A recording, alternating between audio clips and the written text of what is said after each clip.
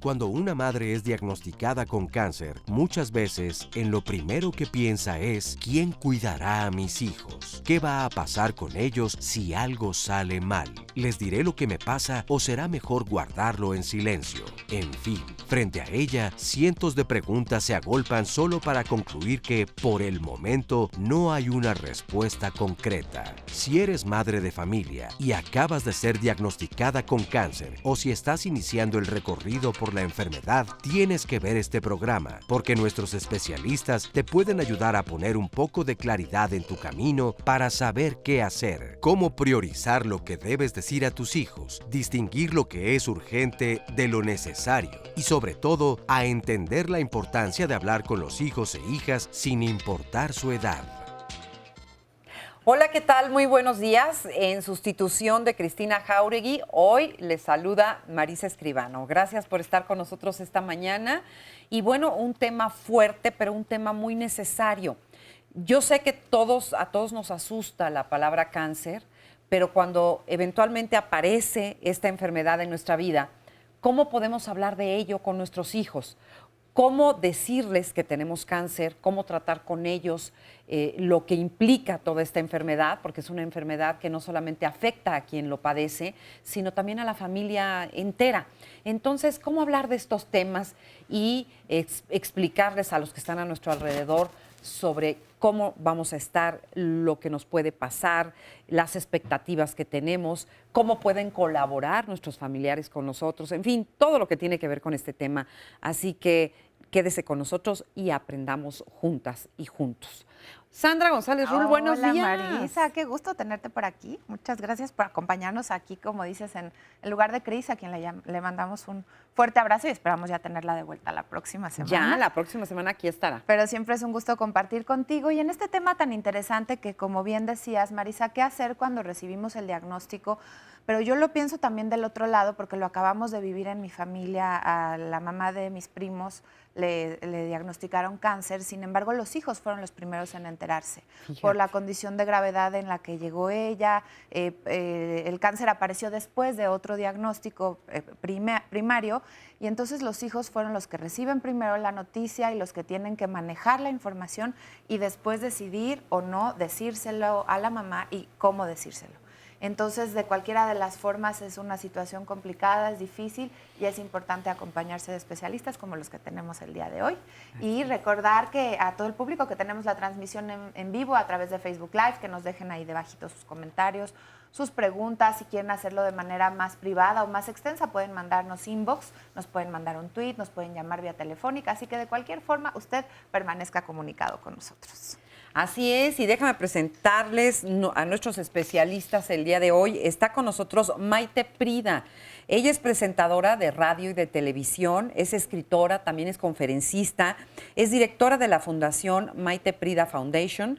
Estableció la fundación justamente para educar y para crear conciencia acerca de la prevención y detección temprana del cáncer de seno, una enfermedad de la cual además es sobreviviente. Ha formado alianzas con organizaciones de ayuda contra el cáncer aquí en México, en Colombia, en Costa Rica, en Brasil y en España. Y Maite, qué gusto tenerte aquí. No, un privilegio estar aquí compartiendo con ustedes. También le mandamos un saludo a Cris, que fue la que empezó a rodar la bolita para que llegara yo acá, ¿no? Qué bueno, sí, qué bueno. Sí. Muchas gracias, bienvenida. Aurora Mortera, ella es doctora en psicoanálisis, es psicooncóloga y también es tanatóloga de niños, adolescentes y adultos y es especialista en cuidados paliativos y además también es escritora. Bienvenida, Aurora. Muchísimas gracias por esta invitación. Es un gusto estar en este tema y quisiera comentar así. Primero me dicen, ¿y tú qué tienes que ver con una madre enferma? Ajá. Y lo primero que se me vino a la mente es que mi madre murió de cáncer. Fíjate. Yo fui hija de una madre con cáncer. Con cáncer. Uy, pues nos vas a platicar tus experiencias. Le damos la bienvenida también al doctor Óscar Galindo. Él es psicooncólogo adscrito al Servicio de Psicología del Instituto Nacional de Cancerología de la Secretaría de Salud y también es tutor del programa de posgrado en Psicología de la UNAM. Bienvenido. Muchísimas gracias por la invitación y será un gusto poder compartir la experiencia de cancerología en relación a este tema. Muchas gracias. Así es, gracias, Óscar. Y le damos la bienvenida a Francisco Neri Martínez. Él es tanatólogo. Bien, muchas gracias. Muchas gracias a todos. Gracias, Francisco. Bueno, pues como estábamos diciendo al principio de este programa, es un tema fuerte, porque ya sea que usted esté transitando por eso, que esperemos que no, o que algún día a alguien de nosotros nos den un diagnóstico así, ¿cómo se maneja? De por sí es duro y es difícil para uno mismo, ¿no? Tener ese diagnóstico, que te digan de repente que tienes cáncer. Pero además de asimilarlo por uno mismo, también cómo lo compartes con la familia. Claro, ¿no? claro. Fíjate, yo fui diagnosticada la primera vez porque yo soy 3 veces sobreviviente de cáncer.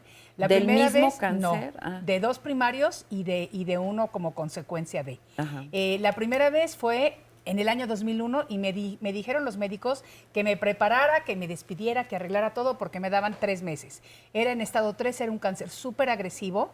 Yo tenía 38 años de edad, así que los que suman rápido ya saben cuántos tengo ahorita. Ajá. Y la verdad es que nunca te lo imaginas. Hace todavía 19 años, este diagnóstico tan fuerte de cáncer de seno era un diagnóstico que te podías imaginar que se lo daban a la abuelita de, a la tía de, o a la persona que era la prima de la amiga. Nunca te imaginabas que te iba a pasar a ti, y menos a una Tan edad joven, joven. claro. ¿Me entiendes? Entonces, en esa época yo estaba presentando un programa de televisión en el que tenía mi cuerpito precioso, mi pelo largo, me sentía pavo real, me veía al espejo y decía, ¿cómo es posible que me esté acercando a la muerte si estoy llena de vida o me siento llena de vida? Recién divorciada, con mis hijos dependían absolutamente de mí, y eran chiquitos, tenían 6 y 7 años de edad, llegando a vivir en un país que no era mi país porque estaba en Estados Unidos, en una ciudad donde no tenía amigos ni nada, pero encontré una maravillosa familia espiritual. Perdón. Salud. Entonces, ¿Estamos una en vivo? situación, sí, una situación muy difícil y una situación que nunca te esperas. Entonces, claro, todo mundo lo sabemos cuando te dan un diagnóstico así o cuando pasas por cualquier situación muy difícil en la vida, tienes primero que atravesar tu proceso de duelo. Te enojas, la incredulidad, porque a mí tratas de hacer intercambio, y please, Diosito, que se hayan equivocado, que sea el diagnóstico de alguien más, hasta que finalmente lo asimilas. Eres tú, es a ti, y ahí vienen las 2 opciones.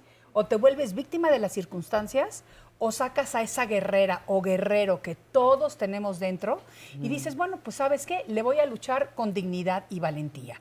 Eventualmente tenemos claro que todos nos vamos a ir en algún momento, nunca sabemos cuándo es el momento, pero lo importante es vivir nuestra vida sabiendo que en el momento que nos toque partir, vivimos una vida plena, feliz y digna. Digna, que es muy importante. Claro, y sobre todo no arrepentirte de todas aquellas cosas que deja uno de hacer, ¿no? Claro que no. Yo sé que mucha gente dice, lo peor que te puede pasar es arrepentirte me dice, no, una amiga me dijo una vez, me dice, yo no me arrepiento de las cosas que he hecho, me arrepiento de las que no hice. Exacto. Es de lo único que te debes de arrepentir al final del camino, pero tampoco dejes tantas sin hacer. Claro, O sea, claro, tampoco, claro. tampoco. Algo bien interesante que dices y creo que vale la pena enfatizar es el diagnóstico de cáncer pues no es muerte. No. Sin embargo, es la muerte de algunas expectativas y de un proceso en el que tú eras la persona que eras y de repente cambias. Pero cómo hacerle ver a la gente eso, que te llenes de vida, porque es cuando más lo necesitas, Claro. cuando más necesitas este optimismo, esta parte de positivismo, de energía para tomar el tratamiento adecuado y las decisiones mejores que puedes tomar. Claro. que sí. ¿Qué tanto es el miedo?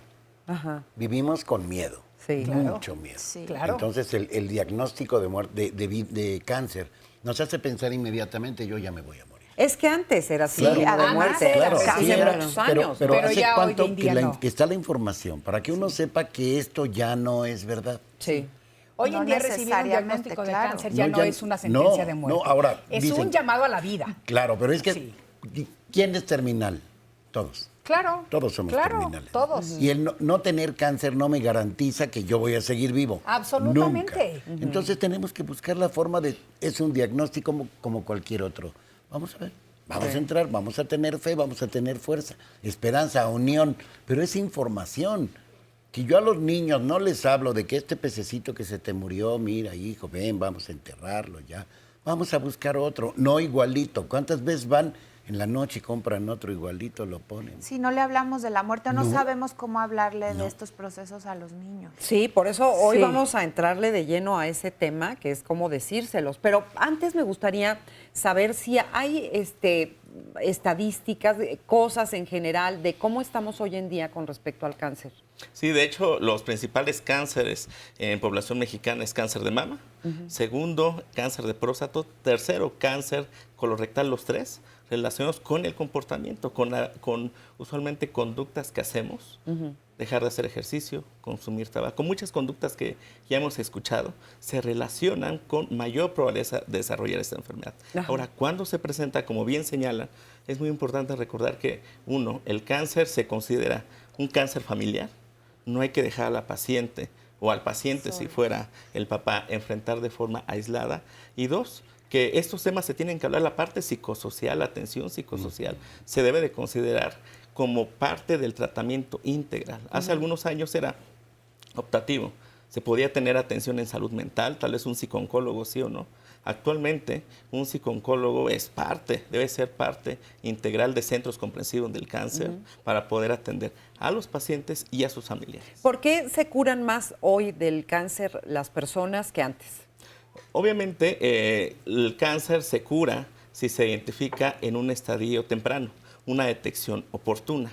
Ahora, lo que nos llama la atención es de que si vamos 30 años atrás, el porcentaje de pacientes que siguen llegando en estadio 3 y 4 es muy parecido a lo que sucedió en la Ciudad de México hace 30, 40 años. Entonces, por eso, el Instituto Nacional de Cancerología y otras instancias gubernamentales y no gubernamentales están apostando mucho por la prevención, porque sabemos que si ahorita hacemos prevención, el resultado lo vamos a ver en 20 o 30 años. Entonces, la realidad nos dice que vamos a tener que trabajar en prevención las próximas décadas, pero también seguir atendiendo a un grupo de la población muy grande que va a requerir atención clínica. ¿Qué tanto puede uno prevenir? Digo, ya sé que esto es como un preámbulo. Ahorita vamos a entrar de lleno a la cuestión emocional de cómo hablar con la familia, con los hijos, de cómo se trata en estos temas.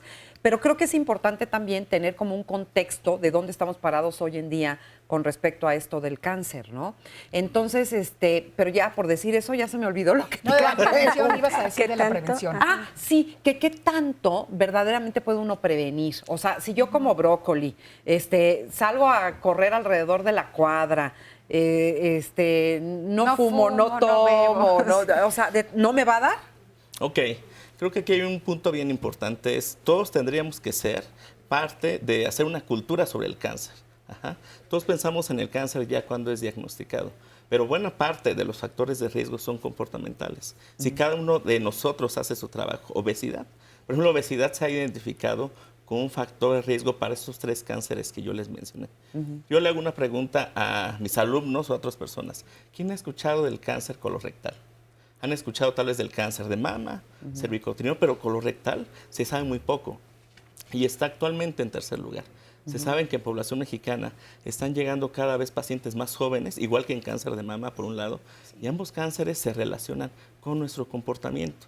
Si nosotros empezamos a tener información y a modificar gradualmente este comportamiento, disminuimos el riesgo. Y otra cosa que es bien importante recordar es, cuando va el paciente, la mamá, a atención oncológica ya con el diagnóstico, esa información, que nosotros le llamamos alfabetización en salud, tiene que servir para que el resto de la familia tome medidas de manera oportuna para tratar de disminuir ese riesgo. O sea, el diagnóstico se le da a la paciente, ¿no? Cuando está la paciente ahí, digamos, en consulta y ella es la que está ahí. Si está con la familia, ¿se le dice enfrente de la familia? Ok, esta parte es bien importante. Se le tiene que dar a la paciente y la paciente nos va a dar la pauta de si quiere recibir la información sola, acompañada. Nosotros procuramos que sea en conjunto, porque una noticia de este tipo es importante que la paciente identifique apoyo social. Ese es por un lado. Por el otro, también es sumamente importante resolver dudas o preguntas. Yo lo que le digo a mis pacientes es, para mí es muy importante que usted nos diga sus dudas o preguntas. Algunas pacientes nos dicen, quiero saber todo en este momento. Otras nos dicen, quiero saber todo poco a poco. Nos van a ir dando la velocidad a nuestros propios pacientes, pero la información para tomar una decisión oportuna es sumamente importante. Yo quisiera aquí añadir algo. Yo pienso que hacer campañas de prevención es muy importante para que la gente sepa, pero yo considero que es igual o más importante hacer campañas de educación, porque vamos a partir del principio de que el cáncer en sí no es una enfermedad. El cáncer es la proliferación descontrolada de las células. ¿Qué quiere decir esto? Que una célula que generalmente se tiene que dividir de 1 a 2, de 2 a 4, de 4 a 8, para seguir permitiendo que nuestro cuerpo tenga vida, de repente, por alguna razón, se aloca y de 1 se va a 23, de 23 a 98, de 98 a 2000, y esa proliferación descontrolada es lo que es el cáncer. Ahora, muchos factores sí se pueden prevenir. Por ejemplo, si tú fumas, obviamente, como ya lo mencionaron, pues te puede perjudicar. Si tú estás muy obeso, te puede perjudicar. Si no haces ejercicio, te puede perjudicar. Pero puedes llevar una vida impecable, que tú pienses que es una vida totalmente sana y perfecta, y te puede dar. Claro. O sea, yo no entraba en ninguno de los factores de riesgo, nunca he sido alcohólica. Mis hijos nacieron antes de que yo cumpliera 35 años de edad. Te estoy hablando de mi cáncer específico, del primero que yo tuve. El segundo fue un primario de pulmón. Jamás he fumado, jamás. Claro. Entonces, cuando tú estás luchando contra un cobarde, porque yo le llamo al cáncer un cobarde, que crece dentro de tu cuerpo, acercándote a la muerte, robándote la vida, y que no sabes contra qué estás luchando, porque no es que a mí me dijeron, bueno, si dejas de fumar no te va a dar este cáncer. No, espérame, yo nunca fumé. Claro. Oye, si tus hijos nacen antes de cierta edad, no te va a dar... No, mis hijos nacieron... Claro. Entonces, creo que la No hay nada educación... escrito. No hay nada escrito. No. Por eso la educación, el crear conciencia... Número 1, de que el cáncer hoy día no significa muerte. Número 2, recibir un diagnóstico de cáncer significa voy a pelear en equipo. Es importantísimo tener un equipo de apoyo, que anteriormente vamos. Sí, claro. las personas se morían más porque se quedaban callados con su problema la soledad, o calladas con su claro. problema. Hijo, sí. O sea, horrible. Terrible. Número 3, hay que empezar una lucha y hay que ser proactivos. Hay que ir a buscar segundas opiniones, hay que buscar a los doctores, hay que armarnos de valor, hay que tener a la familia contigo. Y mi segundo comentario era que, por ejemplo, en Estados Unidos es obligatorio que si te van a dar un diagnóstico de cáncer, el paciente lo reciba con otra persona de su entera confianza al lado de la persona. Sí. Por lo mismo que tú estabas explicando hace un momento. Es importantísimo, porque cuando nos dan un diagnóstico así, lo primero que pensamos es, bueno, mis hijos chiquitos, ¿quién se va a quedar con ellos? ¿Cómo voy a pagar esta enfermedad? ¿De dónde voy a sacar dinero? No tengo seguro médico. Estoy en un país que no es el mío. ¿Qué voy a hacer? Y entonces pierdes la mitad de lo que el doctor te está informando. Claro. Entonces, claro. tienes que tener a una persona desde el inicio contigo para que absorba lo que te están Y dando fíjate, de noticias. hablando del impacto brutal que puede ser para las personas cercanas a nosotros, vamos a ver el siguiente testimonio donde una hija está verdaderamente desgarrada por saber el diagnóstico y la enfermedad que padece su madre. Así que veamos este testimonio. Cuando a mí me dicen que mi mamá tiene cáncer, yo dije, se va a morir, porque finalmente cáncer lo asocias con muerte muchas veces. Me decían, va a haber quimios, y yo lo que no quería era ver a mi mamá sufrir. Yo tenía un miedo, obviamente, pues no lo externaba, porque el querer ser fuerte por tu ser querido, ¿no? Y que no te vea mal y que te vea bien, porque finalmente las mamás siempre han estado fuertes para ti, ¿no? Todo el proceso de quimioterapias, pues fue muy duro, porque son muy agresivas, pero el enfermo, la persona que está padeciendo, hay veces que no puede más, ¿no? Yo recuerdo mucho que mi mamá tenía la esperanza, decía, no me quiero quedar sin cabello. Y yo decía, Dios, por favor, que no se le caiga el cabello. Si ella no quiere que se le caiga el cabello, ayúdale en eso. Y no, con sus primeras quimios el cabello se fue cayendo. Ya con el tiempo dijo, me voy a cortar el cabello súper chiquitito, con sus turbantes. Yo le fui a comprar muchas mascaras para sus turbantes. Y se veía muy guapa, iba a trabajar y luego me decía, ¿qué crees? Que me dicen que me veo muy guapa con mis turbantes. Algo muy duro y que sí tengo muy grabado es que mi mamá llegaba a la casa casi arrastrándose. O sea, teníamos que subirla a la casa casi cargándola porque llegaba sin fuerzas y podía durar un día completo dormida, pero sí la tenías que despertar para que empezara a comer, tenía muchas náuseas. Y a partir de mi mamá aprendí a dar muchas más cosas. A lo mejor no tengo, ¿no? Económicamente, pero acciones, porque después de que mi mamá terminó sus quimios yo me vine abajo y me deprimí casi 8 meses. No sé qué le pasó a mi cuerpo, no sé, simplemente un día yo no respondía, ¿no? Y tenía miedo, sí, sabía que mi mamá estaba ahí y me daba mucho pesar a mí sentirme tan triste. Y yo decía, ¿por qué yo tengo ganas de morirme si mi mamá acaba de salir, ¿no? Y mi mamá tiene tantas ganas. Y yo me sentía muy culpable porque decía, yo tengo ganas de morirme y mi mamá tiene unas ganas infinitas de vivir. ¿Por qué es así la vida, no? Si yo pudiera, yo le daría mi vida. En este momento yo no tengo ganas de vivir. En ese tiempo mi mamá seguía en las últimas quimios, pero estuvo muy fuerte para mí. Me decía, ¿cómo te ayudo? Nunca nos despedimos, nunca hablamos del hecho de que ella se fuera a morir, porque también es importante que tener los papeles, que tener una agencia funeraria, todo eso. Para eso digamos que yo tenía como la pareja de mi mamá, ¿no? Yo sabía que si en un momento, o sea, yo tenía muy claro que si en algún momento veía la situación mucho más crítica, hubiera tenido que pensar en otras cosas. El mérito es todo de ella, ¿no? Las ganas de vivir y la fuerza con la que enfrentó la situación es algo que yo quisiera tener si es que a mí me pasara. Sí, creo que después del cáncer renació y nunca dijo me voy a morir. A mí jamás me dijo me voy a morir.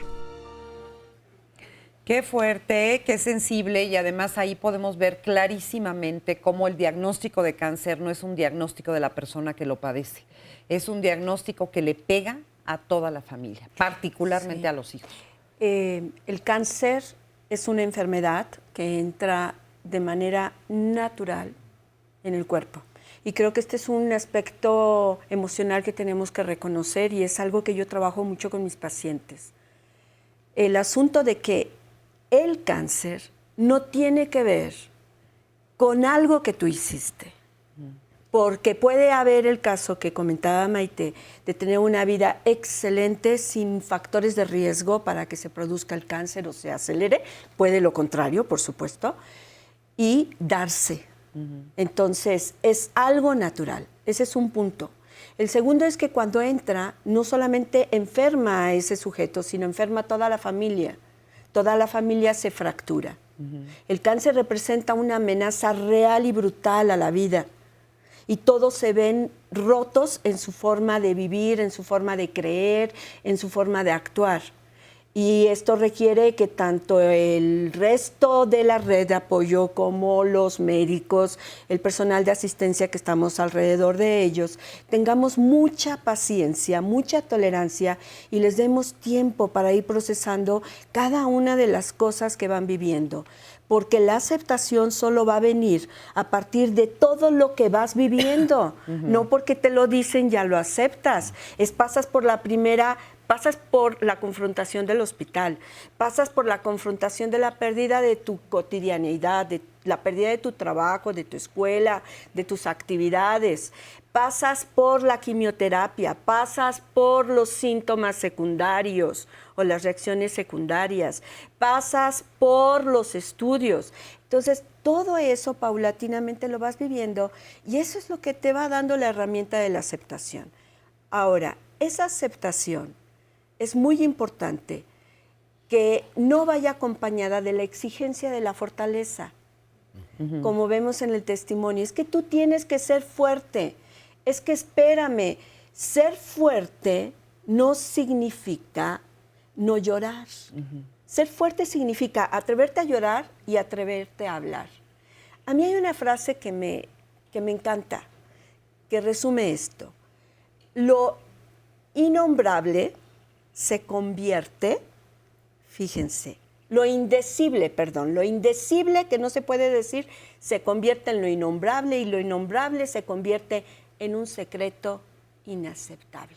Wow. Eso significa que si yo no me atrevo a decir mi madre está enferma o yo tengo cáncer, hijo, y necesitamos hacer algo y vamos a estar en un proceso, se va a convertir en algo que no se va a poder nombrar y después se va a convertir en un secreto inaceptable que va a traer mucho dolor y sufrimiento. Esta madre murió, él no se pudo despedir de ella porque... No, ella vive y más bien su dolor era el proceso de la quimioterapia que era durísimo, en donde la hija quería hacer algo más. Miedo. Tenía mucho miedo, tenía mucha culpa, pero afortunadamente hoy está sana. Perdón, es que a lo que iba es a lo siguiente. Quería vivir, sí. quería vivir. Esta parte de quiero vivir se convierte como en un mandato. Cuando a veces el cáncer no te da la oportunidad de vivir y lo que tienes que aprender a decir es que quiero vivir, pero puede suceder que a pesar de que quiero vivir, no viva.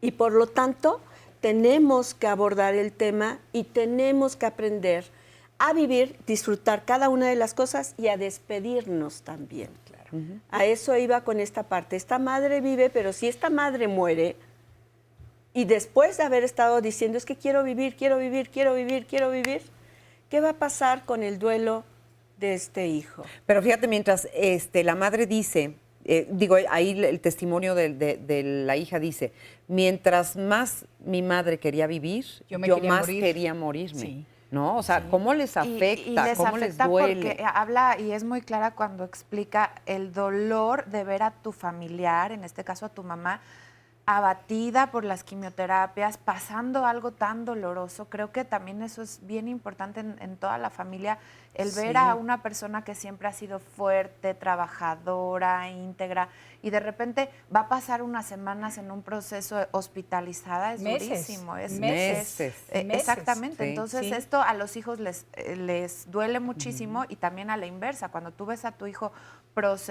pasando una hospitalización y pasando este dolor, por eso pues es importante la visión de toda la familia. Claro, es terrible. Les iba a compartir algunos testimonios que justamente son los que ya me están aquí inspirando a decir esto. Acá nos dice América, yo tuve cáncer, mis hijos tenían 15, 9 y 8 años y pensé, ¿qué va a ser de ellos? ¿Quién los va a cuidar cuando ya no esté?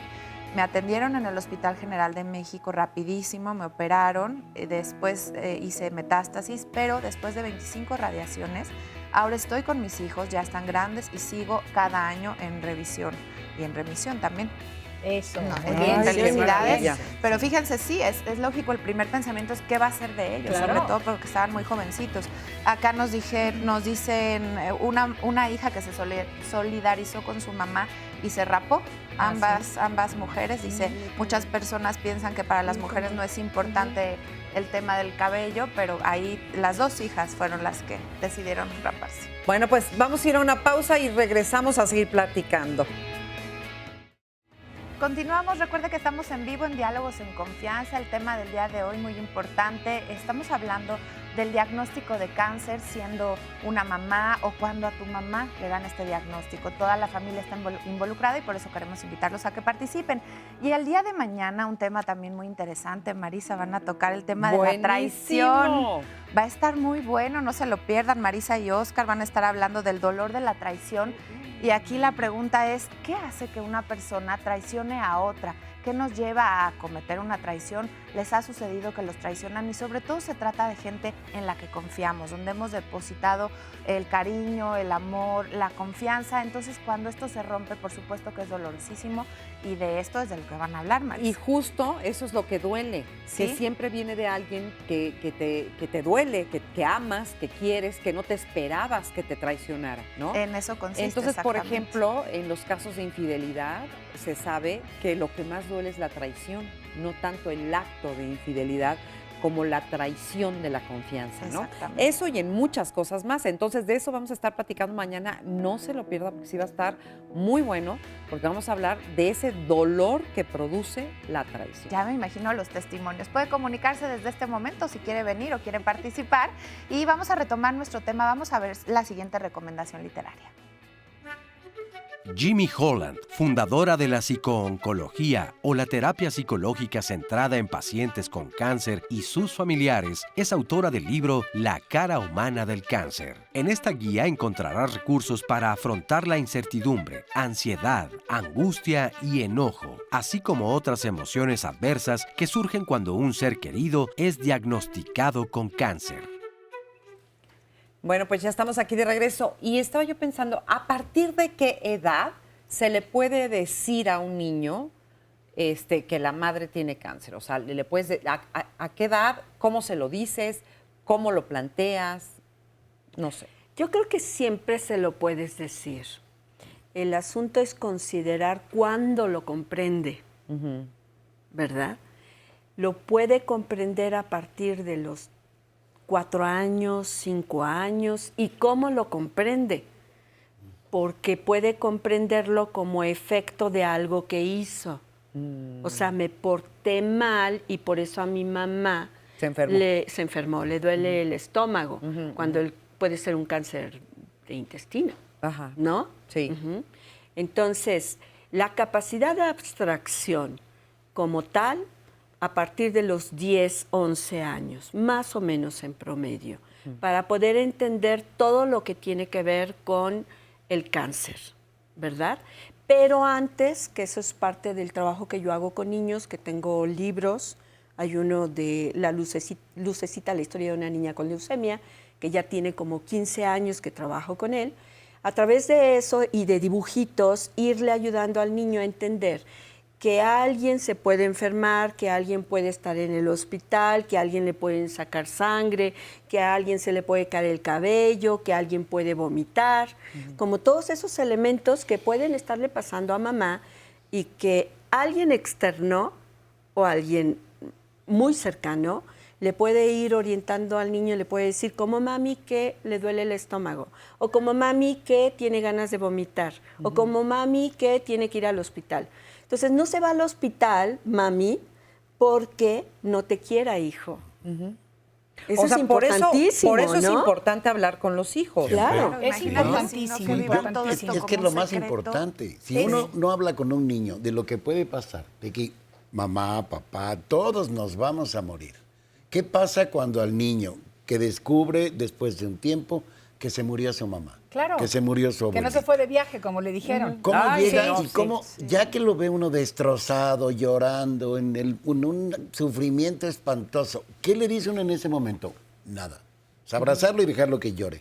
Si lo hubiéramos preparado, si le hubiéramos hablado de esta pérdida, a él le dolería, pero entendería perfectamente qué es lo que está pasando. Sí, sobre todo no Todos sentirse son. culpable, ¿no? Claro, Fíjate que claro. yo, por ejemplo, sí lo hablé con mis hijos. Era lo que te iba a decir, ¿cómo? Desde el yo creo firmemente en que no se pueden esconder estos problemas y mucho menos a los niños. Claro. Porque muchas veces los adultos pensamos que los niños no se enteran si no lo hablamos. Y los niños perciben y captan todo mucho más que nosotros porque todavía son almas puras. No están contaminados del qué dirán, del qué va a pasar, de todo lo que nos condicionan en este aprendizaje.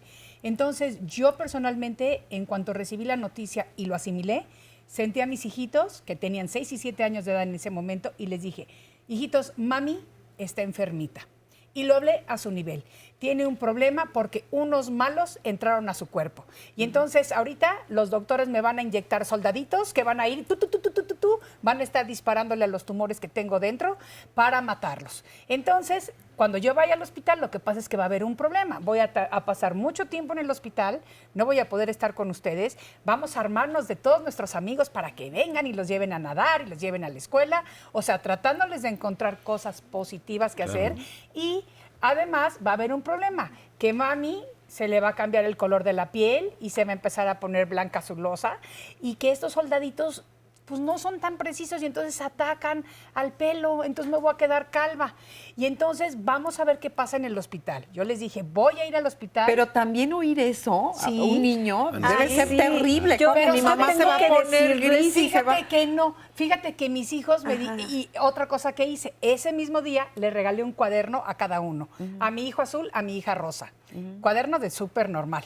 Y les dije, vamos a dibujar este cuaderno, le vamos a poner mi libro del cáncer. Y todo el proceso que mami está enferma, ustedes van a ir escribiendo lo que van sintiendo. Si están tristes, si están contentos, preguntas. si están enojados, todo me lo van a escribir. Y cuando mami vaya saliendo del hospital, lo vamos a leer y lo vamos a compartir. Esos diálogos que tuvieron ellos, que fue como su primer diario, yo los utilicé al principio de mi primer libro, que se llama Una etapa difícil, mi lucha contra el cáncer. Utilicé introducciones de ellos. Por ejemplo, la quimioterapia. Significa que a mami le van a meter ya los soldaditos que van a matar a la nana. Y entonces yo ya hablaba de lo que realmente es el proceso de quimioterapia. Mami pierde su pelo. Mis hijos ponían, mi mami parece extraterrestre y toda la gente se le queda viendo en la calle. Claro, yo trabajaba en televisión, la gente me conocía y de repente ven a una Maite alegre, de pelo así, y de repente está pelona, calva y pálida y que los hijos la tienen que ayudar, obviamente la gente se interesaba y te ¿Qué preguntaba. edad tenían tus hijos? 6 y 7. Ok, ya tenían una capacidad de comprensión diferente. Porque a mí me ha tocado con los niños que les dicen, tienes unos bichitos dentro de tu cuerpo. ¿Y qué es para un niño un bichito? No, pues un animalito malo. Un animalito malo. Y si es un niño de provincia, si es un niño de Coatzacoalcos, por decir algo, ¿qué se imagina que es un bichito? Y cómo el bichito está dentro de su cuerpo. Una hormiga, una cucaracha, una chinche, porque las conocen perfectamente. Claro, un una piojo, pulga, sí, un exacto, piojo. sí. Y la angustia se desborda.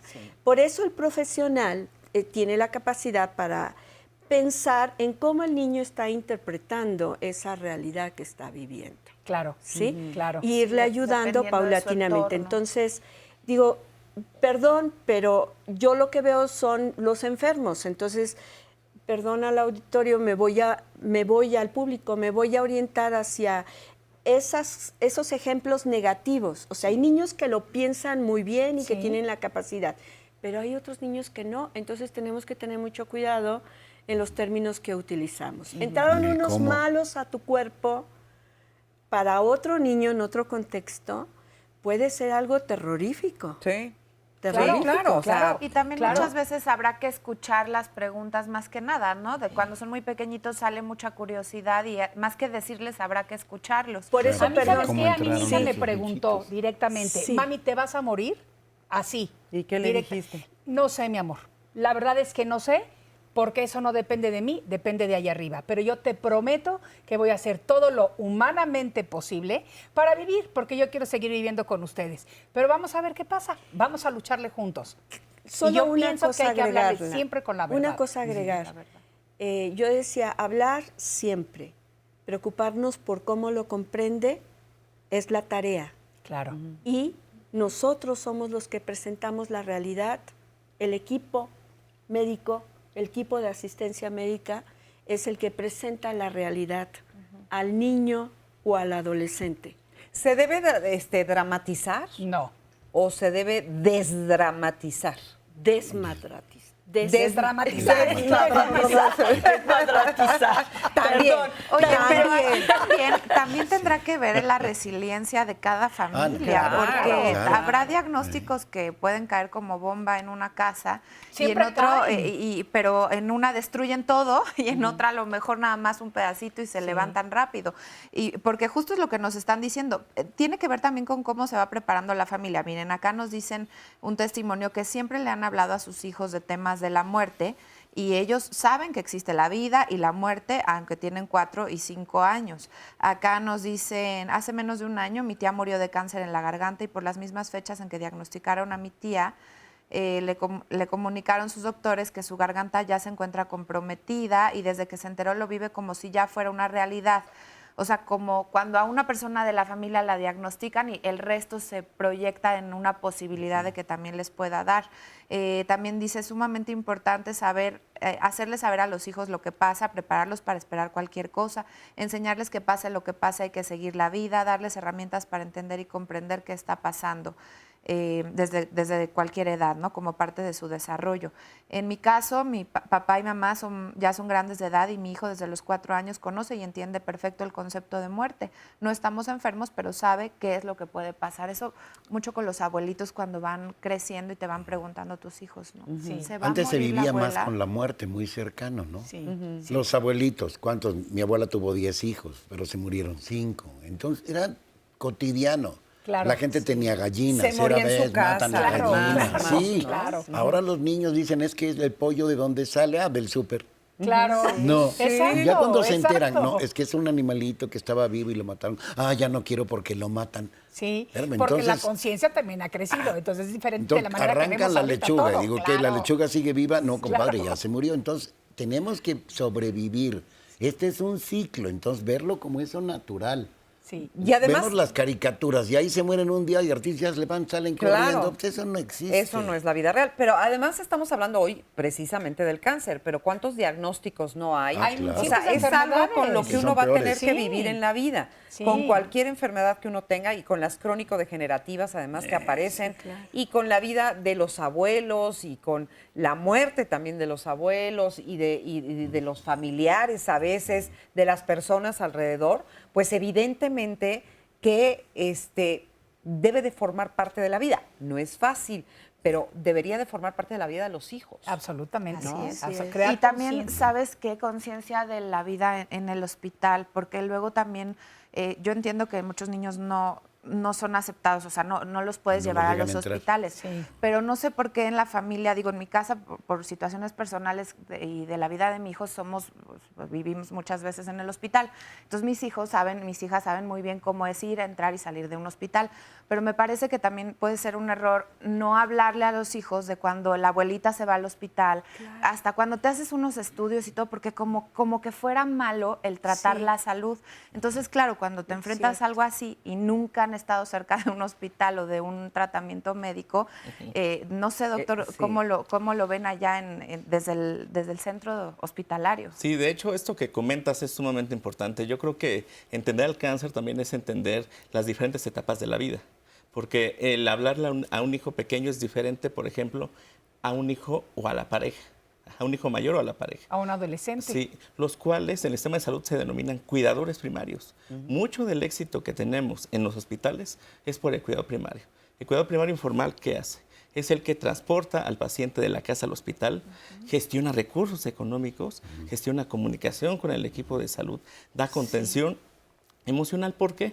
Porque la oncología ha pasado en las últimas décadas de escenarios puramente hospitalarios a cada vez más escenarios ambulatorios. Entonces, hace algunas décadas el paciente pasaba la mayor parte del tiempo en un hospital.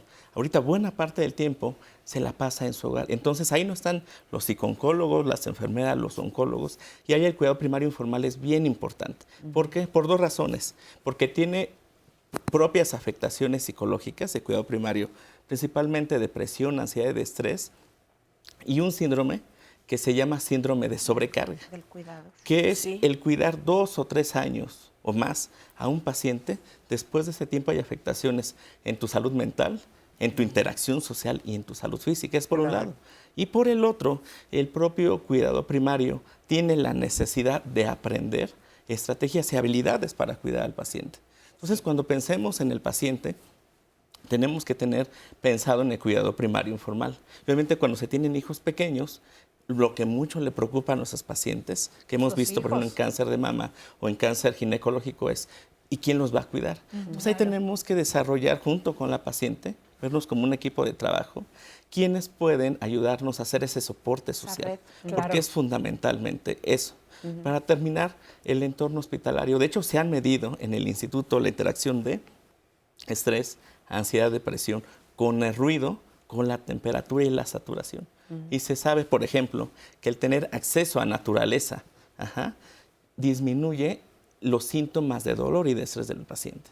Entonces uno no lo ve así, principalmente porque en un entorno hospitalario pasa la enfermera y es su trabajo no, claro. a las Sí. 7, a las 3 de la Te mañana, despiertan, a las te- 6 de la sí. mañana. Sí, Entonces no se no, tiene no. privacidad. Entonces yo creo que punto número 1, pensar que el entorno hospitalario es muy importante, pero también el entorno ambulatorio. Y cuando veamos al paciente, pensar en el cuidado primario. Si el cuidado primario no le damos también apoyo, o algunos programas que están llevando a cabo en cancerología, truena. Y si el cuidador claudica, entonces el pronóstico del paciente es peor. Oye, y nada más quiero decir algo rapidísimo, porque lo dijimos, pero así como de pasadita, y es bien importante. Por favor, nunca le diga a sus hijos que la abuela no se murió, se fue de viaje. Ay, sí, no. Porque No, no, no, no. imagínese. ¿O la mamá? O la mamá, o lo que sea, pero Sí. digamos, o sea, No es le importa. terrible que les digan eso, porque entonces la sensación de abandono es peor que el de la muerte. O sea, Sí. si la gente y las personas nos tenemos que morir, pero que alguien te abandone porque se fue de viaje y no regresó, es como el que sale a comprar los cigarros y nunca vuelve. O sea, eso no ayuda a los niños. Yo también lo pensaba por esto de cómo a veces tapamos la enfermedad, en lugar de decir va a va a ir al doctor, va a ir a un tratamiento, le van a operar, ya salió bien, y acompañar a los niños en esta parte de entender la parte médica, lo negamos, ¿no? O sea, ya, operaron a la abuela, se recuperó, pasaron 3 semanas y nadie dijo nada. Sí. Claro. Entonces se pierde la oportunidad de informar a los niños. Tenemos testimonios por allá, mientras les leo acá algunos comentarios. Nos dice Selene, gracias por la confianza de todo lo que nos están diciendo. Yo estoy en el proceso de la quimioterapia, me diagnosticaron cáncer de mama. Mi hija tiene 9 años. Cuando se la dije, ella lloró mucho. Le expliqué el procedimiento a su modo, a modo que no se asustara. Me hizo unas preguntas, le respondí y aquí estamos dando batalla a la enfermedad. Todo nuestro cariño, Selene, Sí. te acompañamos y seguramente vas a salir muy bien. También acá nos dice Santiago, también los papás nos enfermamos, a los papás también les da cáncer. En estos casos, ¿de qué forma se debe abordar el También tema? los hombres. Es lo mismo, lo que pasa es que hoy decidimos dedicarlo a las mamás, no porque a los papás no les dé, simplemente así fue el título, pero por supuesto que también a los hombres y el papel del papá es importantísimo. Dice acá Linda, yo se lo dije a mi hijo a los 9 años, fue muy difícil porque solo me tiene a mí. Lloramos mucho, nos abrazamos y a poner todo para seguir. Ahora ya son 5 años y él maduró a temprana edad. Fíjate, ya está muy bien el día de hoy. Linda Montebello, te mandamos saludos. Nos dice Santimar, apenas me diagnosticaron hace un mes, gracias a Dios ya estoy operada y mi hijo de 4 años lo entiende perfectamente, ya que desde hace más de un año juntamos tapitas para ayudar a los niños con cáncer. Qué cierto qué es lindo. esto, estás a veces haciendo una red de apoyo sí, y sí. como dicen, nunca sabes para quién trabajas, ¿verdad? Así es. Ahí estaba sembrando el entendimiento en su hijo. Sí, así es. Bueno, y justamente porque estamos hablando de las familias y de la relación entre las madres y las hijas y los hijos, bueno, pues aquí tenemos a una madre y a una hija, ¿verdad? Sí. Primero quiero platicar contigo y que me cuentes cómo lo viviste. Bueno, en mi caso fue diferente, somos 3 hermanos. Fue diferente porque cuando a mi mamá le dio la primera vez, yo estaba embarazada. Entonces no me quisieron decir para no afectarme. Entonces cuando le da la segunda vez, la primera vez me dijeron que era una bolita de grasa. Yo ya era una persona adulta, fue hace 10 años. Y de repente, al año que le vuelve a dar, me dicen que es cáncer. Entonces yo empecé con esta etapa de la negación, del enojo, como dice, ¿no? Entonces, pues me costó asimilarlo, pero bueno, definitivamente lo que ayudó fue actuar rápido, y fueron 2 factores principales. Una, y que admiro muchísimo, es la actitud positiva de mi mamá. Perdón. Ay, no, yo sé que son cosas súper emotivas, súper emotivas. Fíjate, 10 años después y sigue doliendo. Acabo de ver el testimonio hoy de otra chica y lo recordé. Sí. Y bueno, la segunda, definitivamente, es la unión familiar. Mi familia se unió, la cuidamos, la apoyamos. Mi hermana investigó, buscó las formas de poder salir de esto lo mejor que se podía y lo más rápido. Y de verdad que la actitud de mi mamá hizo toda la diferencia. Ay, qué maravilla, qué maravilla. Hoy está bien. Hoy está aquí conmigo. Así es, aquí está junto a mí. ¿Qué sientes de oír a tu hija con ese dolor, con esa tristeza? Siento una gran emoción, un gran agradecimiento a Dios, a mi familia y a ustedes. Porque el transferón fue la diferencia. Muchas gracias al Instituto Politécnico Nacional por darme esta oportunidad de vida. Dios los bendiga, los ilumine y sigan con estas investigaciones que benefician a toda la humanidad. ¿Tu cáncer era de mama? Mi cáncer era de mama. En menos de un año se hizo metástasis.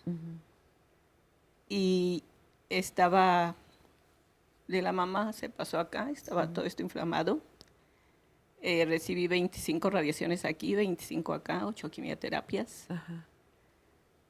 Y pues no tenía muy buenos pronósticos porque he sido una persona baja de defensas por otras diversas enfermedades. Pero mi sobrino, le agradezco mucho, es médico general y de medicina alternativa. Él me lo recetó, él vive en un pueblito allá de Camachalco, Puebla, es San José Purúa, y mi sobrino se llama Jesús Armando Reina Pedraza, a quien le debo mucho, pero gracias a Dios y a ustedes, mi sobrino me lo recetó y es la diferencia. Aquí estoy. Y emocionalmente, o sea, ¿qué fue lo que más te pudo cuando te dieron el diagnóstico? Lo que más me pudo es cómo se lo iba a decir a mi familia y la herencia que les estaba dejando. Sí. Fue lo que definitivamente me hizo pensar, ¿qué hago? ¿Qué he hecho de mi vida, Señor? Fue tocar fondo y decidir si hacerme la víctima o ser victimaria o callarme y no, tenía que decidir qué hacer de mi vida en ese momento y qué ejemplo le iba a dar a mi familia, qué ejemplo les estaba dejando a todos los demás. Y me fui desde mi origen, desde mis antepasados. Mi abuelita murió de cáncer de mama y mi tío, el más chico, hijo de ella, también murió de cáncer. Yo creo que también fue cáncer de mama porque fue de aquí, unas bolas acá. Y pues yo sabía que estaba pues muchas cosas en contra, pero decidí ver el lado positivo de la situación y empecé a agradecerle a todos esos ángeles que Dios ha puesto en mi camino, como es Grupo Reto y sus tanatólogas, como son mis médicos, mis compañeras, mis amigos, tanta gente que no quiero olvidar, pero que tengo aquí en mi corazón y en mi mente y que quisiera agradecerles a cada uno porque todos han sido parte importante y todos me apoyaron, mis comadres, mis... ¡Qué maravilla! Todo, y hoy estás a todo. 10 años ya de ese... Sí, Qué estoy bueno. a 10 años. Muchas gracias. Pero fue hasta que tomé el transferón, fue hasta que yo... En tu caso, porque bueno, pues cada quien tiene diferentes diagnósticos, diferentes tratamientos y todo. Qué bueno que te sirvió, qué maravilla. Y qué padre que además estés hoy aquí contándolo y que tu hija, mira, con toda la emoción del mundo, comparta cómo se vivió en familia. Y eso me lleva a pensar que hay familias en donde se desgasta tanto por la enfermedad de alguno de los miembros que de repente desaparecen todos los de alrededor. ¿Qué pasa cuando la red de apoyo desaparece y la persona con cáncer se queda sola? Aurora. El abandono, la soledad, la desprotección, yo creo que te hace sentir que no hay un sentido de vida, una razón por la cual luchar, ¿no? En este testimonio yo quiero acentuar esa parte donde tú te bajas de esa posición en la que te sientes culpable, en la que tú te sientes como alguien que crea y trae dolor, te bajas de esa posición y te haces cargo de más bien atenderte para ayudar a que los demás puedan salir adelante. Y enfrentándote a esa situación de que de pronto pueden salir bien las cosas y de pronto pueden no salir bien, pero que tú estás dispuesta a hacer tu parte. Ni víctima ni victimaria, ninguna de las dos. Guerrera. Como dices tú, guerrera. Aquí yo quisiera retomar cuando se quedan solas las personas y sobre todo muchas mujeres, porque en una casa en donde muchas veces son madres solteras, en nuestro país sucede muy frecuentemente, o el hombre tiene que seguir siendo el proveedor, porque también no hemos hablado de la parte económica, surgen grupos de apoyo también. Eso, fíjate, la red de apoyo interna es muy bonito escuchar los testimonios de los pacientes dentro de los hospitales. Digo, yo trabajo en el Hospital Naval. El testimonio, que es un testimonio muy lindo cuando dicen, formamos parte de una familia. Sí. Fuimos parte de una familia. Es decir, la gente que está aquí, el médico, la trabajadora social, la psicóloga, la enfermera, los otros papás, los otros niños, Se vuelven fueron parte mi de la familia. familia. Vamos a hacer una pausa y seguimos platicando. No se vaya. Cuando el cáncer llega a romper con la tranquilidad de la familia, es posible aprender a lidiar con la incertidumbre, la ansiedad y la angustia que esta enfermedad genera en el paciente y su familia. En su libro Un intruso en la familia, Carlos Hernández Fernández nos dice que, si bien el cáncer puede arrebatarnos la idea de tener un futuro, también es verdad que la angustia, el miedo y el terror pueden trabajarse enfocándonos en lo que sí tenemos seguro, que es el presente. Muchas gracias de verdad por todos sus comentarios, por todas las historias que nos están dejando en redes, por la confianza que tienen en este programa. A mí me llena de alegría saber que hay personas que han superado el día de hoy el diagnóstico de cáncer, que se encuentran sanas, otras que están diciéndonos que están luchando y las acompañamos. Muchísimas gracias por acompañarnos en el programa del día de hoy. Y vamos a retomar con primero la sección que tenemos todos los martes de personas desaparecidas. Les pedimos especial atención, por favor. Si identifican alguna de las fotografías, comuníquense inmediatamente a los teléfonos que aparecen en pantalla. De verdad, su llamada puede hacer la diferencia. Vamos a ver la fotografía de Rodrigo Dávila Estrella. Él se extravió en Nuevo Laredo, Tamaulipas, el 1 de septiembre del año pasado, 1 de septiembre de 2018, y es la imagen de Rodrigo Dávila Estrella. Otra imagen, la foto de Leonel Espinosa López, quien fue visto por última vez en Porfirio Díaz, número 18, en el municipio Villa de Etla, en el estado de Oaxaca. Leonel fue visto por última vez el 26 de agosto del 2007, ya tiene tiempo, pero su familia aún lo busca. Una imagen más, la del día de hoy otra imagen de hoy es Cristian Ismael Escobar García. Se extravió en la colonia Santa María, municipio de Ocoyacac, en el Estado de México, el 12 de agosto de 2019. Repito, su nombre es Cristian Ismael Escobar García. La siguiente imagen es la de Regina Carrillo Moranchel. Ella fue vista por última vez en calle Centeno, Colonia Granjas, México, la alcaldía Iztacalco de la Ciudad de México. Esto es reciente, el 28 de agosto de este 2019. Repetimos, el nombre de esta pequeña es Regina Carrillo Moranchel. Y por último, vamos a ver la fotografía de Waldo Plaza Gómez, quien se perdió o fue visto por última vez en calle Anantli, Manzana 21, lote 21 de la colonia Tlatelco, Chimalhuacán, en el Estado de México. Waldo Plaza Gómez se extravió el 13 de septiembre de 2017. Muchas gracias por su atención. Vamos a continuar con nuestro tema. Marisa, tienes más testimonios. Gracias, Sandy. Así es. Tenemos también aquí a una madre con su hijo varón, quienes nos van a platicar también cómo ha sido su experiencia. ¿Cómo estás? ¿Cómo te llamas? Muy bien, Yolanda. Yolanda, ¿cómo estás? Muy bien, ahorita muy bien, gracias a Dios, saliendo de un cáncer de pulmón hace 6 años. Primera de toda la familia, soy madre soltera, fue un golpe muy fuerte, pero gracias a Dios, con el apoyo de la familia y de mi hijo principalmente, salí adelante. ¿Te lo esperabas? No. Nadie nunca se espera. Fumé, nunca trabajé, como dicen, en contaminación, en químicos, en nada. Inclusive los médicos no se lo explicaban, pero fue muy agresivo mi cáncer, pero gracias a Dios salí adelante.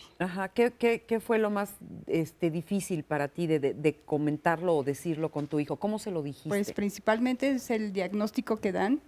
Era una trabajadora, era muy activa, desgraciadamente cambia, es un giro de 360 grados, el cambio de la vida. El momento que me lo dijeron, iba con mi mamá, gracias a que iba con el apoyo de ella. Ella se enteró también, para mí se me cerró el mundo, me bloqueé, y pues con el apoyo de mi familia fue que me empezaron a decir pues opciones y a movilizarnos para los médicos. Y pues gracias a Dios. ¿En qué momento se lo compartes a tu hijo? Cuando salgo de La Raza, del hospital La Raza, me diagnosticaron y ahí fue cuando me dieron el resultado. Llego a la casa y pues pues yo muda. Mi mamá fue la que habló con mi papá y con mis hermanas y con mi hijo. Ajá. Y fueron los que empezaron con la noticia. Yo me encerré. Ajá. Yo me encerré, yo no captaba, yo no entendía. Fue como un shock para mí. ¿Y cómo fue el apoyo de tu hijo? El contigo? apoyo fue de que estaba moralmente conmigo, porque él trabajaba, entonces no tenía el tiempo, ni yo lo quería absorber para que no le perjudicara en sus actividades.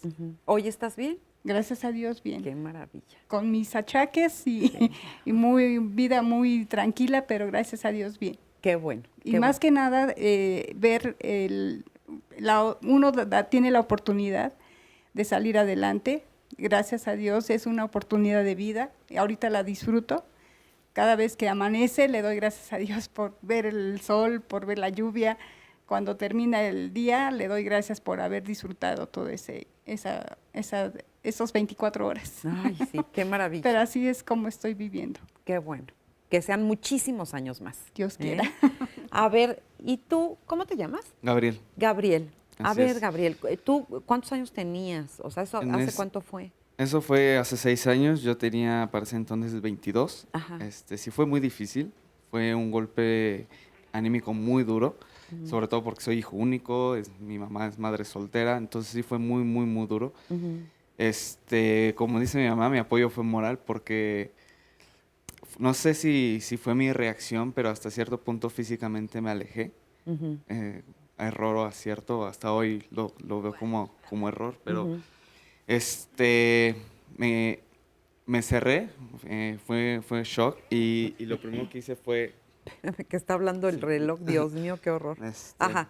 Sí me cerré, me alejé y yo, porque me puse en una postura, yo tengo que ser duro para ella, me tiene que ver fuerte, me tiene que ver que en mí se puede recargar, que yo soy ese pilar de la casa, porque también estaban por otra parte mis abuelos. Claro. Entonces yo dije, pues tengo que ser el más fuerte de los tres, porque si no, ¿a dónde vamos a llegar? Entonces yo me puse en esa postura de ser el pilar, aunque yo llegando al trabajo me derrumbaba, me ponía a llorar todo el día en el trabajo, pero yo llegaba a la casa y como si nada, yo decía, no, vamos a salir, y sí se puede, ¿no? Yo creo que sí fue muy, muy difícil. ¿Y cómo lo fuiste superando? Fue un proceso en el cual yo sí requerí ayuda, yo sí hablé con un psicólogo, en el cual me ayudó porque yo no podía solo, no podía solo. Y fue una ¿Tú manera. aceptabas de alguna manera que tu madre podría morir? Sí, de hecho fue muy difícil porque justamente antes de entrar a cirugía mi mamá hicimos una comida y una tía me separó, me sacó al jardín y me dijo, te tienes que despedir de ella. Todo lo que le tengas que decir, díselo antes de la operación. Y pues no lo hice. Una no pude y la otra no me atreví. Claro. Entonces lo que hice fue escribirle una carta, se la dejé antes de que se la dejé antes de yo irme a trabajar y se la dejé en su puerta. Ahí le escribí todo, pero yo hablarlo con ella no pude. Y sí fue muy difícil porque es que no se puede morir, ¿no? No se puede ir. Sí.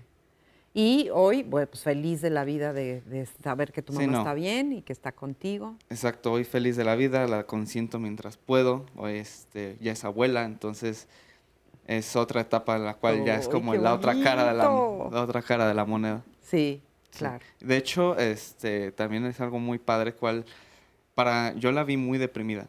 Después del cáncer, después de todo, ya que estaba recuperada aún así, tenía esa depresión. Entonces adoptamos un perro y el perro la verdad es que le dio otra vida a mi mamá, le dio esa luz que ya no veía en ella. Sí. Y hoy por hoy yo creo que lo consiente. ¿Y fue con esa intención lo del perro? Sí, fue con esa intención. Fíjate qué buena idea. Porque yo de hecho leía, yo siempre veía que los perros ayudaban a la depresión, que sacaban adelante a la gente y dije, bueno, ¿por qué no? Claro. ¿No? Y adoptamos uno y hoy es su adoración. Yo creo que hasta lo consiente más que a mí. Oye, muchas gracias además por estar aquí, por compartir el testimonio. La verdad, nos sirve mucho y qué bueno que sea con final feliz. Sí, ¿verdad? La verdad es que sí. Oye, y fíjate que dijiste algo que más adelante quiero que hablemos con nuestros especialistas y que se los dejo en la mesa.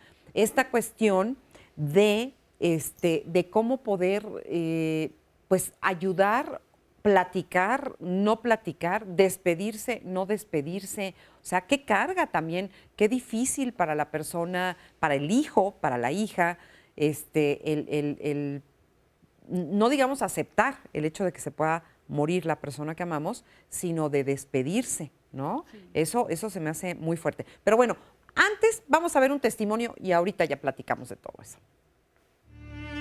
Mi mamá entró al hospital por un dolor en el costado derecho, se quedó internada. A partir de una serie de estudios llegaron a la conclusión que había que operar porque era una masa. No estaba identificado, pero salió después que era cáncer primario no identificado. Cuando sale el diagnóstico, mi mamá no estuvo del todo consciente porque el doctor me llevó a un lado de la cama y en voz baja dijo que era un tumor, carcinoma, pero no sabían de dónde. Mi mamá me preguntó qué me habían dicho y yo, por no querer espantarla, le dije que era una masa. Sabía que guardar silencio no era lo más prudente porque también es el derecho del paciente a saber, aunque por otro lado reconocía que por el estado de mi mamá no quería yo darle más problemas. Creo que se percató por la misma secrecía o por la misma forma en la que me apartaron los médicos, y a partir de ahí no hubo como mucho tiempo de que ella supiera en realidad qué es lo que estaba pasando, porque por el mismo dolor que se generó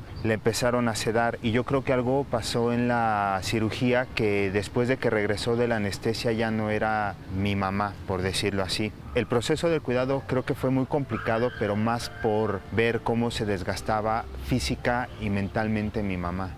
Si nos preguntas a mi hermana, a mi tío y a mí qué fue lo que sucedió con mi mamá y de qué tipo de cáncer, no sabríamos explicarlo, porque nunca hubo tiempo de identificar el origen de ese cáncer. La prioridad para nosotros fue que no sufriera. El tiempo que transcurrió desde que ingresó al hospital, el primer diagnóstico de cáncer primario no identificado hasta que fallece, fueron como 2 meses. Visto a la distancia, yo creo que el proceso fue rápido, fue muy doloroso y al mismo tiempo agradezco que a lo mejor ella no estuviera consciente de lo que estaba pasando. ¿Qué me faltó decirle o no decirle a mi mamá? Yo creo que siempre luchamos por saber el diagnóstico y saber qué era lo que seguía. Y por otro lado también luchamos mucho porque a falta de ese diagnóstico y viendo las condiciones nos permitieran ya poderla sacar del hospital y llevarla a la casa. Creo que eso fue lo que se nos quedó, el hecho de poderla llevar a la casa, a que estuviera en su espacio. Cuando yo escucho la palabra cáncer, sé que es algo que se puede tratar y sé y entendí que hay un momento en que hay que dejar a la persona, ya no seguirla maltratando en aras de salvarla, porque a veces podemos maltratar más que hacer un bien a la persona. Fíjense, nada más ahí qué testimonios escuchamos y qué cosas, ¿no? Y quedaba la pregunta pendiente que les hice antes de ir al testimonio. ¿Quién quiere contestar? ¿Y cuál era la pregunta? Pues justamente que ¿cuál era? Despedirte o no despedirte. Se quedó si te despedías, que qué fuerte es esto, pero también vamos a sumarlo, Marisa, a la importancia de este testimonio, al cual agradecemos muchísimo, en donde él habla de que no fue todo muy rápido. Entendiendo que hay procesos bien diferentes, todos son distintos, hay unos que son por el contrario muy lentos y muy desgastantes. Él dice que fue muy rápido y por la gravedad de la situación no alcanzaron a decirle la completa verdad a la mamá. Aquí nos da para hablar del derecho del paciente a saber la verdad. Y del derecho de acompañarse de especialistas que orienten a toda la familia, porque él decía, ¿hasta dónde sí sigo permitiendo un tratamiento que tal vez la va a hacer sufrir o no? Y decíamos también que hay una persona en la familia que de pronto destaca porque quiere ser el más fuerte o inconscientemente carga con todo esto. O le toca. Entonces sí es bien importante saber pedir ayuda y aceptarla. Claro. Bueno, entonces ahí está todo eso en la mesa. Mira, yo como paciente, porque yo ya fui paciente. Vámonos así, si quieren. Yo creo que todos los pacientes, todos, sin importar la edad, tenemos el derecho de saber lo que tenemos porque es nuestro cuerpo. Yo estoy totalmente en desacuerdo y he dado muchas conferencias al respecto en que se le esconda la verdad a la mamá, al papá, al abuelito, al hijo, a lo que sea. Porque nosotros somos los que tenemos el problema y es nuestro cuerpo y tenemos el derecho de decidir qué es lo que hacemos con él. Podemos decidir seguir los tratamientos y podemos decidir no hacer absolutamente nada. Claro. Y es nuestro derecho y la familia tiene que aprender a respetar. Aun cuando la familia sabe que ese diagnóstico puede matar más a la persona. Es que, ¿sabes qué? Eso es lo que asume la gente. Claro, mata más la duda que el desengaño. Exactamente, mata más la duda. Mata más el no saber, mata más el darte cuenta de que están hablando de ti, de que vas al doctor y todo el mundo se queda callado porque no pueden decir qué prueba te están haciendo. Hasta te imaginas peor. Claro. Exacto. No, llega uno con los ojos rojos, todos llorosos. ¿Cómo estás? Y ¿Por qué? Porque no queremos decir. Pero aquí, perdón, el derecho de decir, mamá, ¿quieres saber lo que tienes? Sí, se le dice. Sí. No, no quiero. Perfecto, también tiene el derecho a no querer saber. Ajá. No, es que tú tienes que saber porque... ¿quién dice tienes? Sí. Yo creo que tú tienes que saber lo que tienes, de cualquier edad. Y yo te voy a decir, yo soy paciente, mi hija, soy mamá de paciente con cáncer y fui hija de papá que falleció de cáncer. Y mi papá, a mí en su momento, cuando fuimos al médico, él me llamó a mí y me dijo, yo quiero saber todo lo que tengo y quiero que usted, porque mi papi me hablaba de usted, yo quiero que usted se encargue de que si yo decido no hacerme los tratamientos por los que yo la vi pasar a usted, usted se encargue de hablar con sus hermanos para que respeten mi decisión. Claro. Qué fuerte, pero... Ahí el asunto está en la dignidad y en qué es la dignidad. Porque la dignidad es igual a lo valioso. Y lo valioso para una persona puede ser saber y lo valioso para otra persona puede ser no saber. No saber. De hecho, la OMS establece lo que tiene que ver con los derechos del enfermo y los derechos del enfermo terminal. Y ahí se especifica tanto cuanto quiera saber el paciente.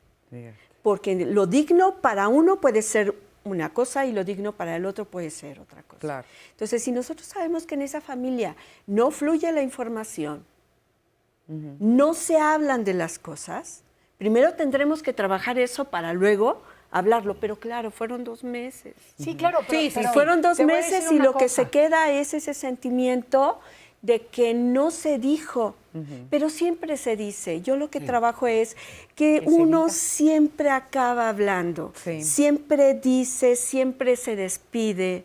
Y lo que yo he visto es que para las personas a las que no se les dice porque se considera que ya están grandes o lo que sea y que prefieren ya no comentarles que tienen eso, la persona en el fondo lo sabe. Sabe que tiene algo terminal, sabe que se está muriendo, sabe que está mal. Y es muy angustioso para esa persona el no poder verbalizar su tristeza, su dolor, su frustración, despedirse, decir lo que quiera y cerrar su vida. Se le negó el derecho. ¿no? Y también otro aspecto importante, nada más por esto de las personas, de los niños incluso, a los que a veces pensamos que no van a entender y que para qué les decimos, o a cualquier persona en una condición en particular. Fíjense, Micaela López nos dice, mi hijo con autismo sabe que lucho con la enfermedad, mi niño tiene 9 años. Y a veces pensamos que porque tiene algún tipo de condición o discapacidad no vale la pena, ¿para qué lo vamos a preocupar? Y en este caso ahí nos lo ilustra perfectamente. Y después le contesta a otra mamá que también tiene cáncer y también tiene un niño con autismo y que está pasando lo mismo. Y también se lo comunica. Y es lo que, primero, felicidades a Mica, porque Mica le ha luchado, pero al por mayor. Yo la conocí, era una muchacha que era una payasita en Los Ángeles, California, de eso vivía, y después fue deportada a México porque por su condición, pero ha luchado como mamá, como mujer, como digna. Pero lo que dice la Organización Mundial de la Salud es precisamente tanto cuanto el paciente quiera saber. Y ahí viene la interpretación. Ya sabe el paciente. ¿Qué tanto quiere saber? Pero ya sabe que tiene la enfermedad. Pero respetas, porque al final ese paciente puede no querer dañar a los demás y al decirle o al hablarlo va a dañar más y entonces su sufrimiento va a ser mayor frente a la enfermedad. Sí. Oye, y ahí también entran los médicos que de repente se las gastan terriblemente, sí. ¿o no? Es que de hecho... Perdón, pero no, de repente lo totalmente de dicen acuerdo. de la bomba, horrible. avientan unas bombas Y es también. un aspecto sumamente importante. La comunicación médico-paciente es parte del tratamiento, es una parte integral. Y hay que recordar que a los médicos no se les enseña a dar malas noticias. No hay una materia en donde se haga un modelamiento y en eso estamos trabajando. O sea, hay Por eso procedimientos. las conferencias. Claro. Pero Por eso las debería, ¿no, conferencias. doctor? De hecho, Debería de tener una materia así. Yo creo que va más allá de una conferencia. Tendríamos que tener cursos adiestrados constantes. en hospitales y evaluar el efecto. Ahora, algo que es sumamente importante para mí es, ya hablamos de la comunicación y ya hablamos de los diferentes problemas que tiene la paciente y sus familiares. Yo creo que ahorita también es importante recordar la parte de la intervención psicológica. Sí.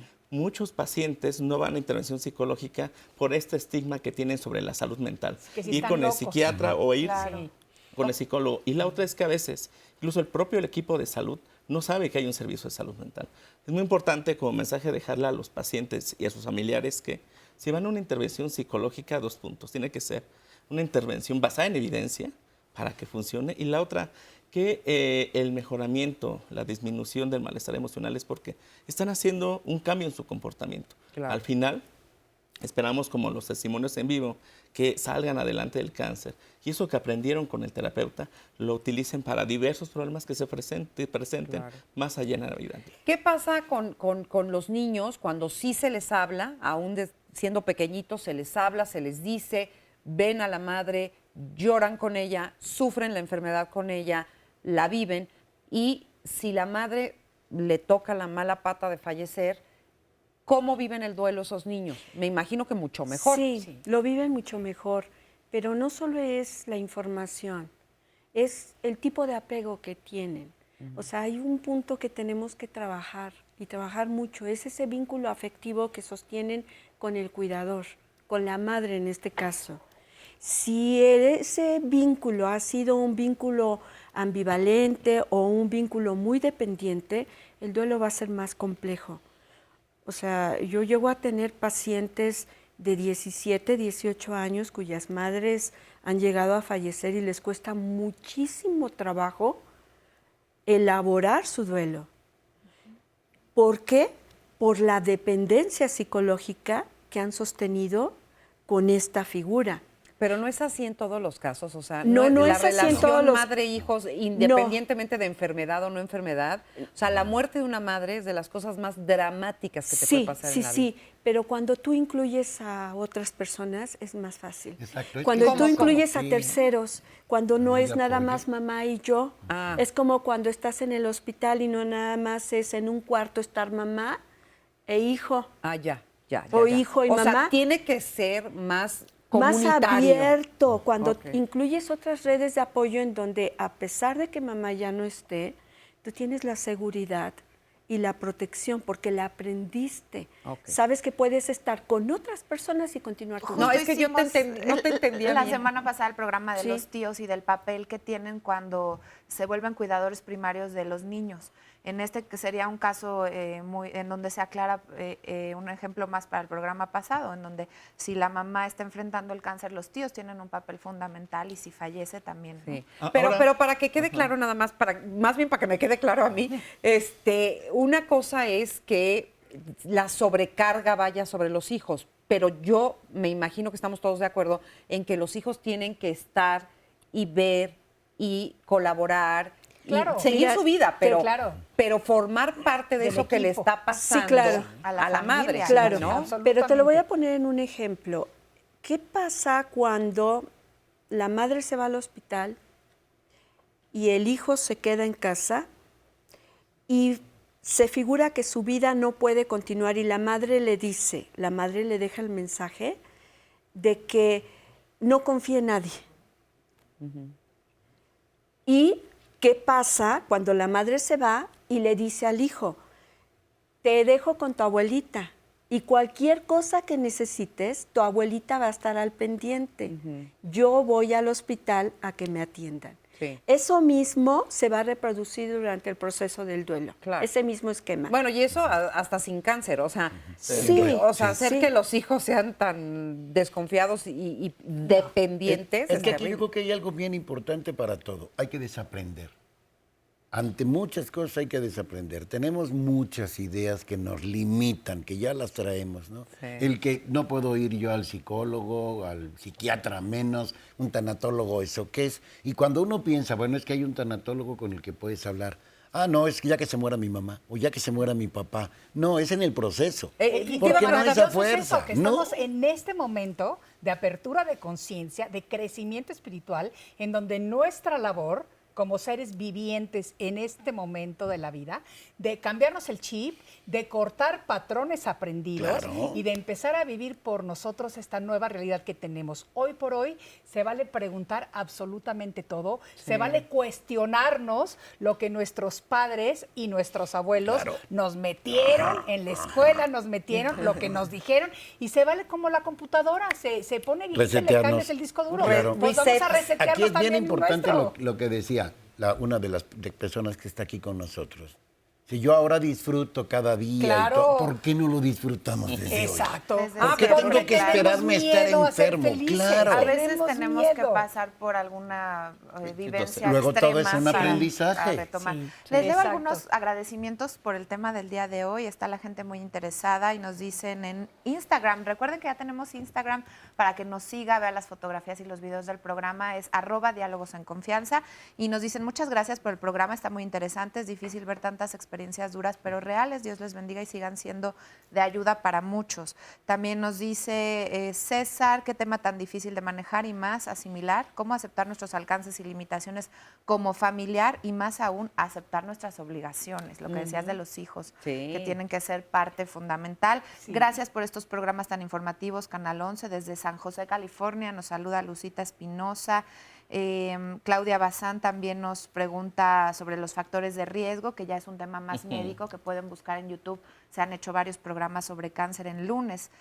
También desde Chalco nos saluda Halcón Ríos, gracias por sus programas y muchas felicitaciones sobre el tema. Creo que el doctor quería Sí, de hecho, en los ejemplos que estaban comentando al final sobre cuando una paciente muere, no hay que olvidar el equipo de cuidados paliativos.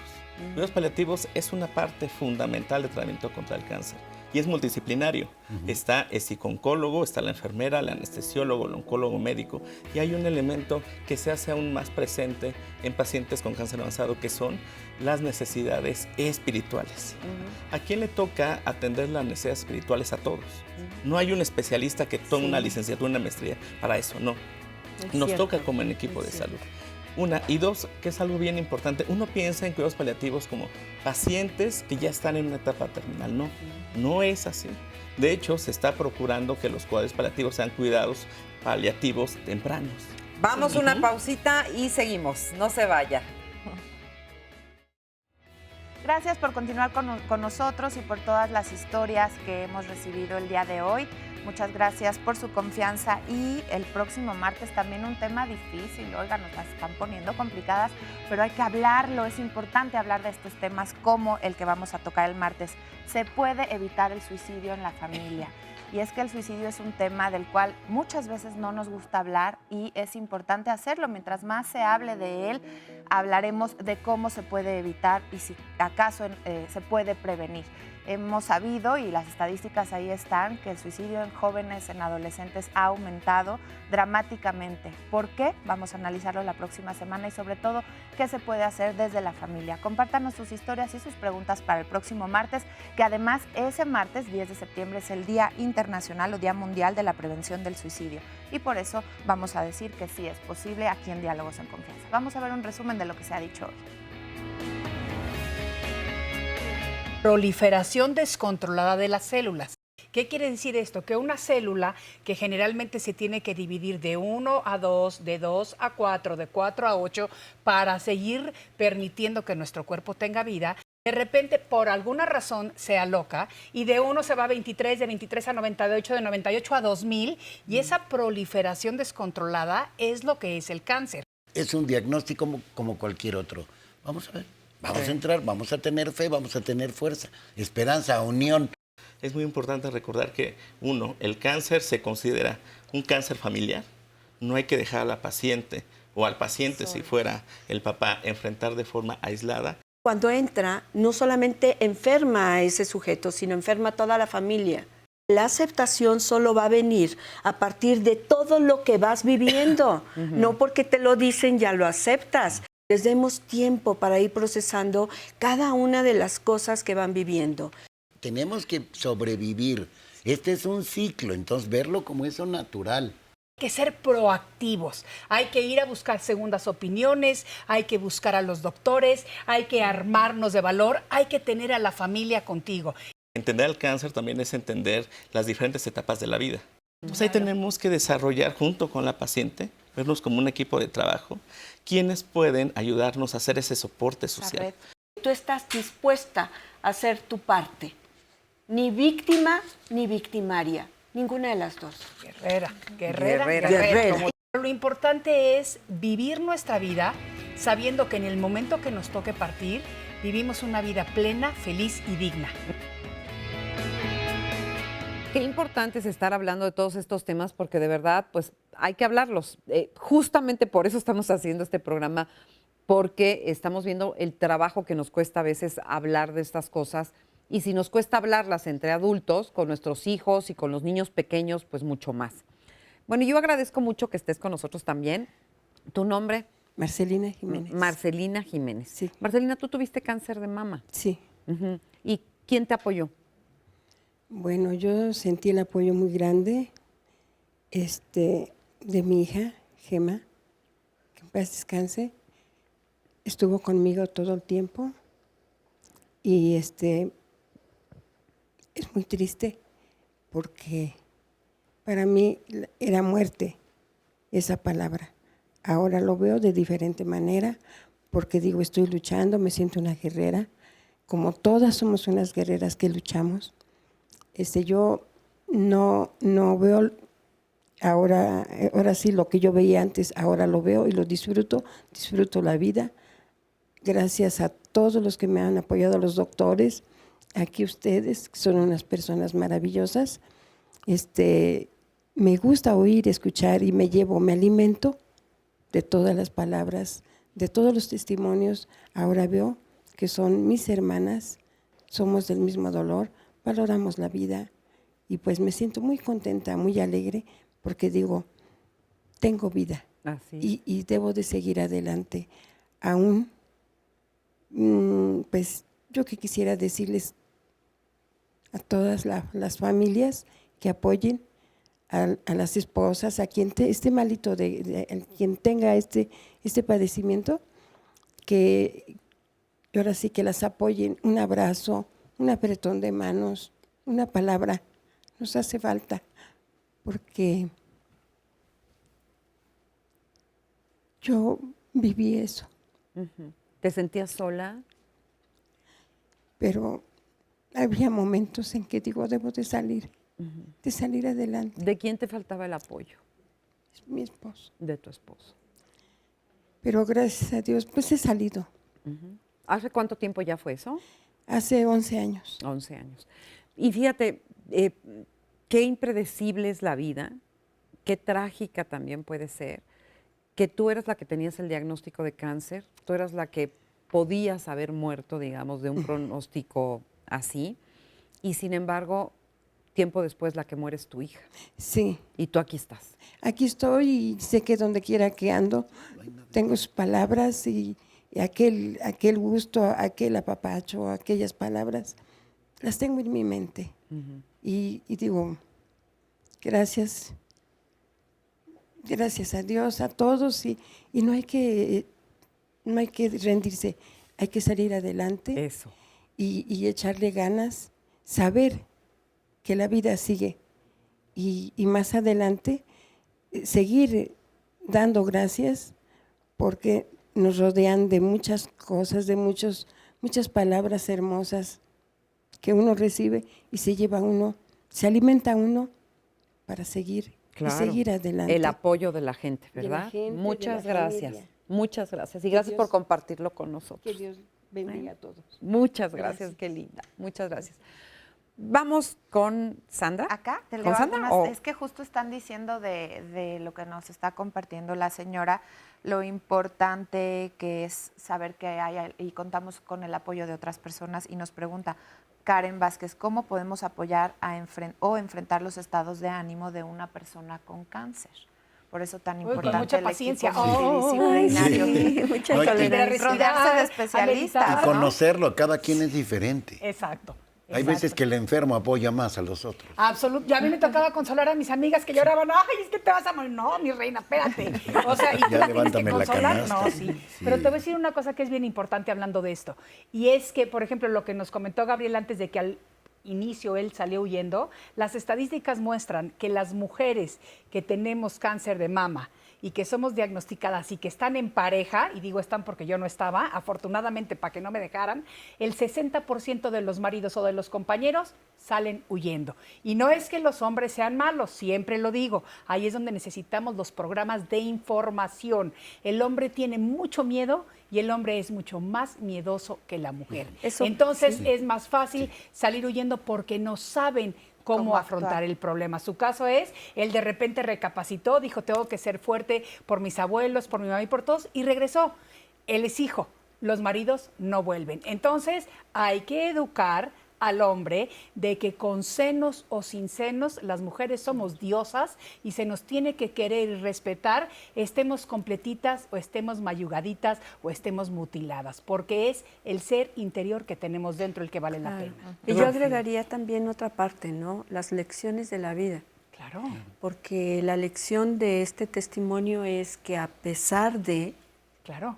Ella sale adelante. Claro, claro. O sea, porque que a es veces... una guerrera. Claro. Es una guerrera. A veces nos podemos estacionar en este sentimiento de coraje Sí. y de ira porque el otro no me quiere Claro. como yo quiero que me quiera. Claro. No está conmigo. Si no está contigo es que no tenía que estar contigo. ¿Y para qué quieres uno que no está contigo así? Y hay Nos muchas llenamos de personas que rencor. sí están, a eso es a lo que yo Claro. quería llegar. Claro. Todo Claro. lo vamos también a postear en redes porque no están solos todos los que nos están viendo y pasando por esta situación. muchísimos y grupos de tenemos una apoyo. recomendación Muchos. también, están los libros. Claro.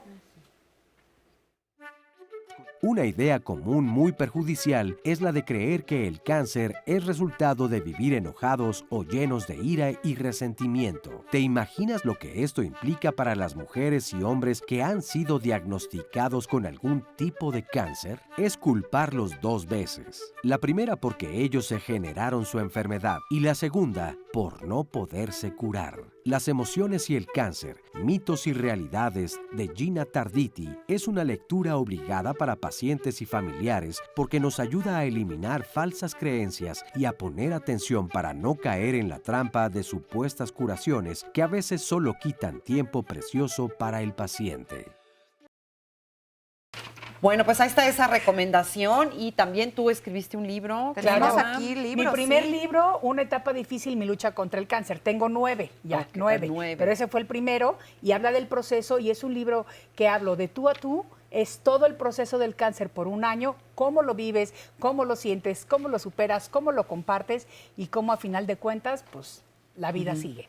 Y también Aurora nos decía que también Sí, tengo ella ya tiene sus 13 libros. libros. He trabajado mucho en el campo de apoyar a los niños y a los padres, a los familiares. Están en Trillas, 5 o 6 ya están editados en Trillas. Y empecé con este que mencionaba hace rato de Lucecita. Está otro que se llama Cáncer Infantil, una guía para padres, que son como los... Y Las todo guías. lo vamos a poner en redes. Recuerden que nuestro equipo pone todo en redes sociales para que usted acuda ahí a todas las recomendaciones. Que esa es otra cosa, nada más rápidamente, cuando es el niño, que yo creo que es de las cosas más terribles que le pueden pasar a un padre o a una madre, Lo saber peor. que su hijo Es lo peor. tiene cáncer. Entonces, ahí también es importante hablar con la verdad con el niño, desde su lugar, desde su forma de hablar, desde el universo que el niño tiene, pero hay que decirle al Claro. niño lo que tiene. Y además el niño lo toma de otra manera, o sea, es impresionante, Sí, ¿no? No sí. tiene esta... Son más fuertes que nosotros más porque no están contaminados todavía, son almas más puras. Es Exacto. precisamente Y lo el que ser un decíamos. alma pura no les da ningún miedo a lo que viene. No, Saben lo no. que viene. Sí. Y por Yo eso tuve una hablarles niña. con la verdad es tan importante. Les leía yo afuera del aire y voy a volverlo a leer aquí el testimonio que nos compartieron que dice, mi hija tenía 5 y mi hijo 10 cuando me detectaron cáncer. Yo fui abierta con ellos, pero nunca mencioné la palabra muerte. Aún así me cuidaba mucho de que mi hija no viera mis cicatrices ni la pérdida de mi seno. Pasaron ya casi 5 años entre tratamientos y cirugías y veo que ella es muy ansiosa y nerviosa y le ha causado sobrepeso y baja autoestima. Y mi hijo, aunque más grande, no expresa sus emociones. Ajá. Pero aquí estamos hablando al revés, de cuando son los niños, son los que tienen cuando el son los diagnóstico. niños que tienen el diagnóstico. Tú mencionabas hace ratito que de repente a nosotros nos toca consolar, o sea, a los pacientes les toca consolar. ¿Sí? Yo lo sabía, conscientemente yo lo sabía. Cuando a mi hija a los 15 años me la diagnostican con cáncer, yo me deshice. Yo me volví a enojar, volví a cuestionar, todo el proceso lo volví a vivir. Y yo decía, ¿por qué ella? ¿Por qué ella? Y a mí me encontraba, de repente yo estaba trapeando ahí la casa, y estaba yo llore y llore porque no podía del dolor que tenía. Y mi hija venía, mami, no llores. Si tú estás bien, mira, yo también voy a estar bien. Y te sientes doblemente mal como mamá, que en lugar de ser el pilar, eres la devastada. Y a mi hija le tocó consolarme muchas veces. ¿De qué edad tu hija? De 15. De A los 15. 15 Pero años también se vale que las mamás Claro que lloremos. se vale. Maestra, es bien importante decirlo. Somos seres humanos y también nos desmoronamos y también necesitamos apoyo y también necesitamos ayuda, también necesitamos Se vale decir, no consuelo. puedo. Yo creo Sí. que con lo que tú acabas Se de vale. decir, como que la clave es, entra la enfermedad, bájate de la omnipotencia. Claro. Bájate Claro. de la omnipotencia. Claro. O sea, eres un ser que sufre, eres un ser que te enfermas y eres un ser que necesitas ayuda. Claro. Claro. Oigan, y dentro de todas las cosas que se hacen en torno al cáncer, que se escribe, que hay exposiciones y cosas, hoy les quiero presentar una exposición fotográfica muy interesante, con fotografías, la verdad, que hablan por sí solas, que hicieron un grupo de fotógrafos, Yonco Ayuda AC. Y este es un proyecto fotográfico, como les digo, de gran impacto, porque eligieron el tema del cáncer de mama. Y miren, ahí estamos viendo algunas de las fotografías. Y es un mensaje positivo para todas aquellas mujeres que lo padecen o que lo han padecido, y también para todas las familias, ¿no? Donde la idea es que sirva de aliento, que sirva de motivación, para que la gente pues se anime a vivir estos tratamientos y a enfrentar estas enfermedades con otra actitud, ¿no? Y entonces ahí están estas diferentes fotografías de mujeres de diferentes edades que ustedes pueden ver, ¿verdad, Sandy? Sí, pueden apreciar esta exposición el 25 y 26 de septiembre en el Centro de Convenciones del Centro Médico Siglo XXI, y del 14 al 19 de octubre van a estar en la Universidad Univer Millennium en plantel Iztapaluca. Tan y bellas. Los fotógrafos son Gerardo Cárdenas y Rogelio Tejada y Aldo Díaz, y el maquillaje y toda la producción alrededor de cómo están estas mujeres es de Víctor Darnés. Se llama Mujeres de Hierro. Mujeres de Hierro, porque Buenísima. así es como Buenísimas es, las ¿no? fotos. Así Muy es, lindo. Así es. Oigan, bueno, pues nos quedan, la verdad, ya pocos minutos. Y yo quisiera saber con qué nos vamos a quedar, o sea, un resumen, una conclusión de todo esto. Y empezamos contigo, si quieres. Bueno, yo creo que es un aspecto sumamente importante identificar a la parte de salud mental psico-oncología como la parte central de atención salud mental en el paciente oncológico. 1, 2, ya desmitificar que el profesional de salud mental solamente ve a personas que tienen problemas de salud mentales severos, no. Se ve al paciente y se ve al cuidador primario. De hecho, en cancerología tenemos un programa para cuidadores primarios informales. Ese es el 4º año, en donde va la enfermera, el trabajador social, el psicooncólogo, a desarrollar competencias para los cuidadores. Este año ya se abrió a cuidadores que no son necesariamente de pacientes del INCAN. Tercero, algo que es muy primordial es la atención psicológica. La atención psicológica tiene que ser por alguien que esté adiestrado, que conozca algo de oncología, pero principalmente está adiestrado en esta área. Atender pacientes con cáncer no es lo mismo que atender a una población general. No, claro. Esa parte es sumamente importante. Y un punto que es sumamente relevante es los testimonios que hablaron sobre los supervivientes de cáncer. Ajá. Los supervivientes es una población que cada vez está creciendo más en México. Y uno piensa, las personas piensan a veces, se terminó el cáncer y se terminó el problema, no. Usualmente se presenta miedo a la recurrencia, se presenta fatiga, o afectación cognitiva. Mis pacientes me dicen, doctor, tengo problemas para recordar a quién fue el súper, tengo problemas para hacer cálculos, para multiplicar. Entonces eso afecta. A veces hay depresión también. Totalmente de acuerdo. Afecta algo para lo que todos nosotros estamos trabajando que se llama calidad de vida. La calidad de vida después de la supervivencia del paciente. Ese segundo objetivo. Fíjate que de todos justo nosotros. hicimos nosotros un programa en miércoles sobre eso. Y después del cáncer, ¿qué? Exactamente. Que es justo hablar, porque uno cree que, bueno, ya la libraste y ya pasó y ya No, todo, hombre. pero la vida te cambia. Y Radicalmente. como dicen ustedes, te queda siempre la inquietud de volverá, no volverá, solo por hoy voy a vivir. Y trastoca muchas cosas.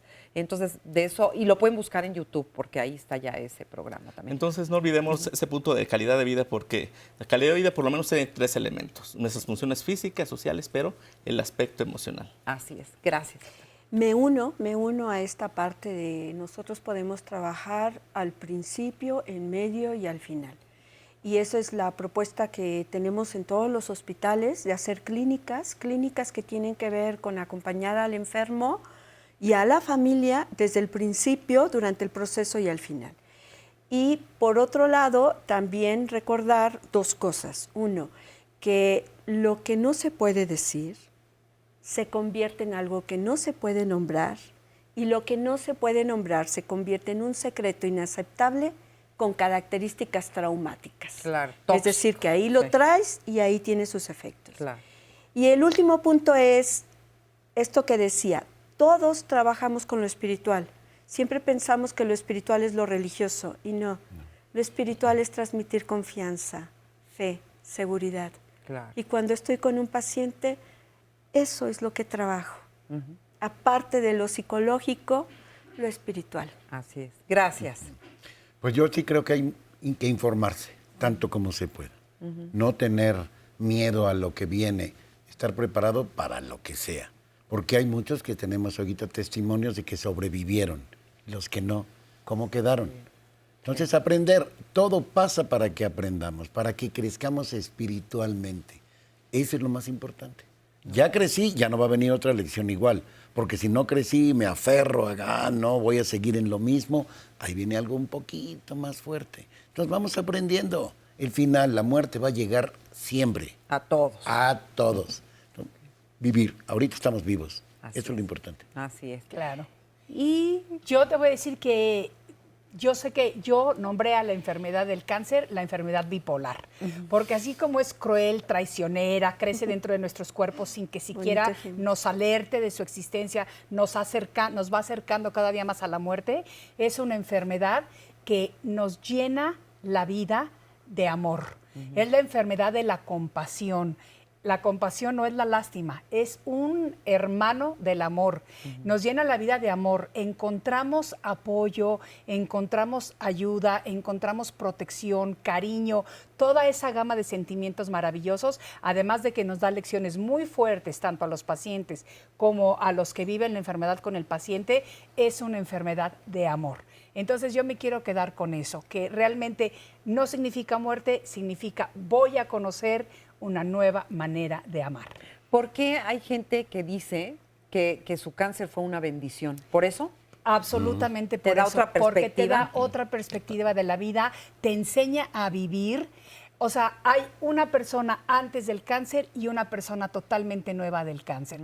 Fue una lección muy dura, pero una lección que nos convirtió, sin lugar a dudas, en mejores seres humanos a todos los que la hemos padecido. Okay. Sí. Ay, muchas gracias. Gracias, Maite. Muchas gracias. Y gracias a todos los que nos han dicho esto. Por supuesto, es una enfermedad también de oportunidad. Cualquier enfermedad puede ser una oportunidad y el cáncer no es la excepción. Justamente nos dice Angélica, gracias por este programa, yo siempre lo sigo, es excelente. Mi madre adoptiva y después mi madre biológica partieron por cáncer.